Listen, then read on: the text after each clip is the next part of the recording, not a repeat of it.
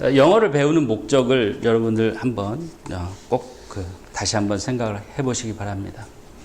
한풀이? 야, 내가 진짜 우리 남편이 내 영어 못한다고 나 맨날 무시하고 내가 이놈의 남편 내가 장민구 선생한테 영어 배워가지고 그냥 콧대를 납작하게 해주겠어. 그러지 마시고 그다음에 뭐 또 뭐 내가 누구한테 뭐 이런 무시를 당했는데 내가 영어를 배워서 다시 복수를 해주겠어. 안 됩니다. 그런 마음, 그런 정신을 가지고는 저는 안 된다고 생각합니다. 선한 목적을 가져야지 잘 이루어집니다.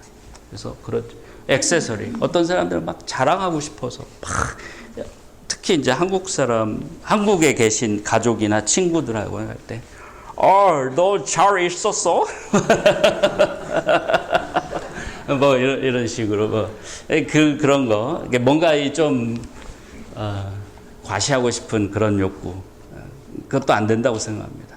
다시 말씀드리면 의롭고 선한 목적을 가질 때 잘 된다고 생각합니다. 뭐가 목적이냐면 커뮤니케이션입니다. 의사소통하는 거예요. 그래서 여러분들이 의사소통하는 방법을 배운다 생각하셔야 됩니다.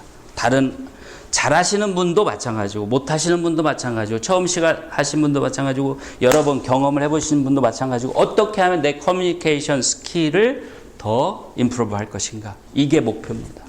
그죠? 처음에 아직 이제 처음 영어를 시작하시는 분들은 Where are you going? 미국 사람이 물어봤어요. Go home. 단어만 2개 가지고 얘기를 해도 뜻이 통하죠. 그죠? Home. 아니, 하나, home. Where are you going? Home. What did you do last night? TV. 나 TV 봤어. 코리안 드라마. 나 코리안 드라마 봤어. 거기다 하나 더 해서, watch Korean drama. Okay, yeah, you watched Korean drama? 그 사람이 다시 반복해 주죠. 사람은 그렇게 돼 있습니다. 심리적으로. 옳게 반복을 해주게 돼 있어요. You watched Korean drama? 저렇게 말하는구나 하고 배우는 거예요. You watched Korean drama. I watched Korean drama last night. 이렇게 배우는 거예요. 항상 사람은 심리적으로 상대방이 틀리면 부족하면 그거를 이렇게 반복하면서 옳게 얘기해주는 그런 이상한 심리가 있습니다. 그래서 언어를 배울 수 있는 거예요. 잘 한번 관찰해 보세요. 항상 그렇습니다. 특히 친절한 사람은 친절한 사람일수록 더 그렇습니다. 친밀한 사람일수록.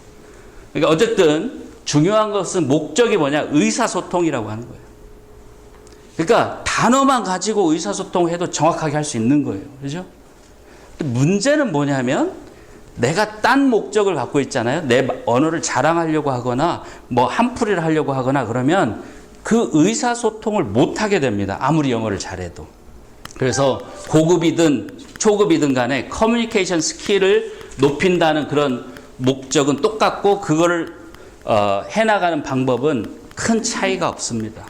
여러분들 제가 하는 수업 강의를 계속 들어보시면 아시겠지만 언어보다 더 중요한 게 있다는 게 제 지론입니다.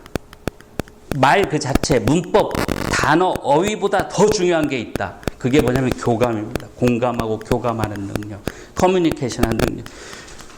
중국에 어떤 한국 할머니가 한 70 넘은 할머니가 중국에 딸이 그쪽으로 시집을 가서 어쨌든 이민을 간지 시집을 간지 할머니가 이제 아기를 보기 위해서 갔어요.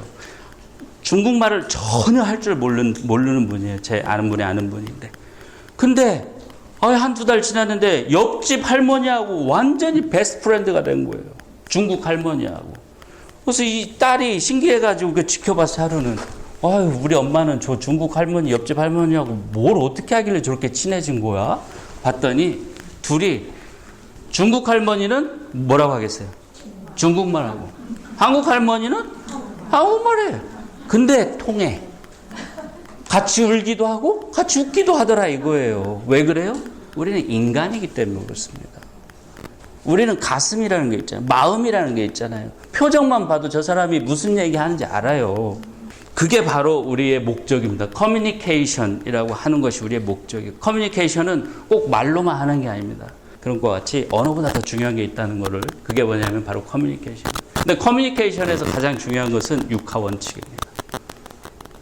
그래서 우리 클래스에서 배우시는 게 뭐냐면 육하 원칙을 어떻게 표현하느냐. 누가 언제 어디서 무엇을 어떻게 왜 이것을 어떻게 표현하느냐. 이거 순서 다 틀려도 상관없어요.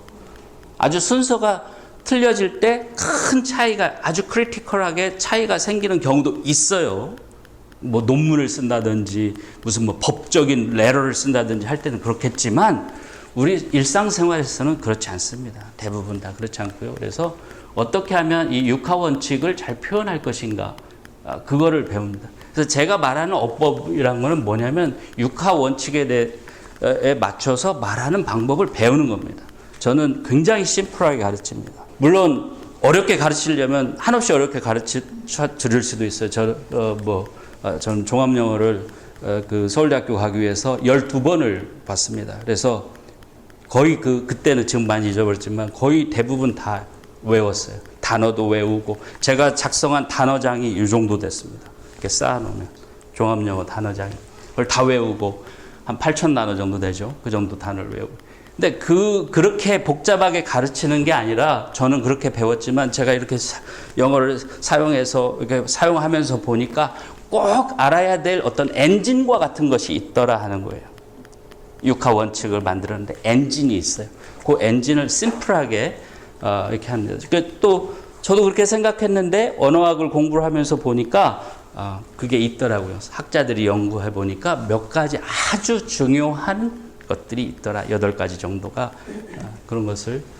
그다음에 또 우리가 알아야 되는 것은 각가지 표현 방법입니다. 관용적 표현 방법.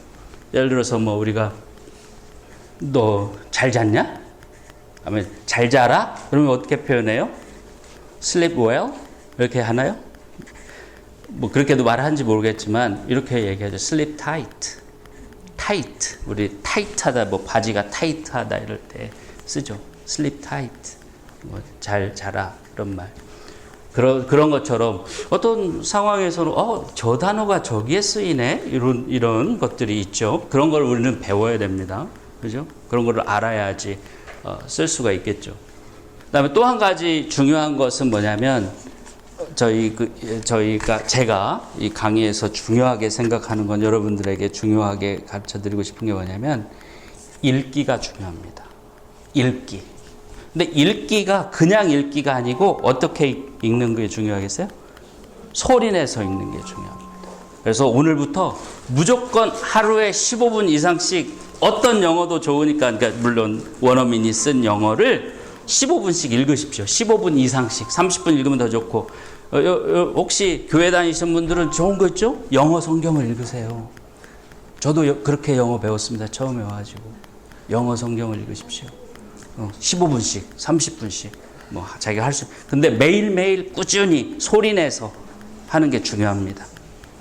그러니까 나중에 이거에 대해서는 더 말씀드릴 기회가 있을 거라고 생각합니다. 표현은 제가 또 그걸 습득할 수 있는 여러 가지 소스들을 여러분들에게 가르쳐 드릴 겁니다. 육하 원칙 영어의 하나 예를 한번 볼까요? 누가, I, 무엇을 하다, pray. 어떻게, earnestly? Everyday morning 어디서 in the closet 저는 제 얘기를 쓴 겁니다. For my children, I pray earnestly every day in the morning. Where? In the closet. 뭐 때문에 왜 기도해? For my children. I mean for my family. For my job. For my life. Whatever. 이렇게 쓸 수가 있죠. 이렇게 간단하게 표현하는데. 그러니까 이게 표현을 배우는 방법은 이런 거예요. 그러니까 원어민들이 쓰는 말들을 유튜브로 소개해주는 그런 비디오들이 그냥 수도 없이 많습니다. 그러니까 제가 아까 말씀드렸죠. 이런 건 저도 여러분 못 가르쳐 드려요. 근데 대신 저는 이런 데 가면 배울 수 있습니다. 라고 얘기를 해드리는 거예요. 그죠? 소스를 가르쳐 드리는 겁니다.